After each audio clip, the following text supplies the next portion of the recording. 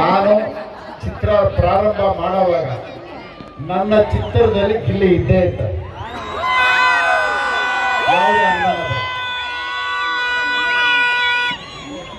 ಯಾಕೆಂದ್ರೆ ಒಂದು ಸಿನಿಮಾ ಮಾಡೋದು ಮುಖ್ಯ ಅಲ್ಲ, ಆ ಸಿನಿಮಾ ಎಷ್ಟು ಯಶಸ್ವಿ ಆಗುತ್ತೆ ಅನ್ನೋದು ಮುಖ್ಯ. ಇವತ್ತು ಜನರ ಹೃದಯದಲ್ಲಿ ಇರ್ತಕ್ಕಂಥ ಸಿನಿಮಾಗಳೇ ಮೊದಲತ್ತ ಮಾಡಿದ್ದಾರೆ. ಇವತ್ತು ರಕ್ತ ಕಣ್ಣೀರು ಯಾರು ಮರೀತಾ ಇಲ್ಲ.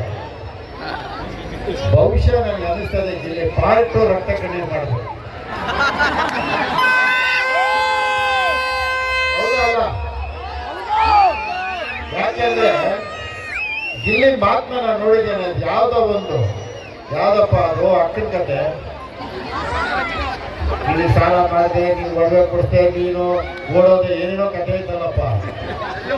ಅದನ್ನ ಈಗ ನಿಲ್ಸ್ಕೊಂಡ್ರೆ ರಕ್ತ ಕಣ್ಣೀರು ಪಾರ್ಟ್ 2 ನ ಕಾಂತ ಚೆನ್ನಾಗಿತ್ತು. ಎಲ್ರಿಗೂ ಒಳ್ಳೇದಾಗ್ಲಿ. ಯಾವುದೋ ಪೂರ್ವ ಜನ್ಮದ ಪುಣ್ಯ, ತಾಯಿ ರಾಜರಾಜೇಶ್ವರಿ ಆಶೀರ್ವಾದ, ನಿಮ್ಮಗಳ ಒಂದು ಆಶೀರ್ವಾದದಿಂದ ನೀವು ಸುಮ್ಮನಿದ್ರೆ ಮುಂದುವರಿಯುತ್ತೆ. ಇಲ್ಲಾಂದ್ರೆ ಇವಾಗ ಬೇರೆ ಕಡೆ ಕರ್ಕೊಂಡು ಹೋಗ್ತೀನಿ. ಈಗ ನಾನು ಮಲ್ಲತ್ತಳ್ಳಿ ಕರ್ಕೊಂಡು ಹೋಗ್ಬೇಕು.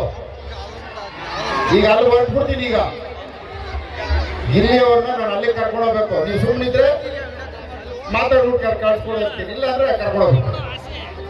ಯಾವುದೋ ತಾಯಿ ರಾಜರಾಜೇಶ್ವರಿ ಆಶೀರ್ವಾದ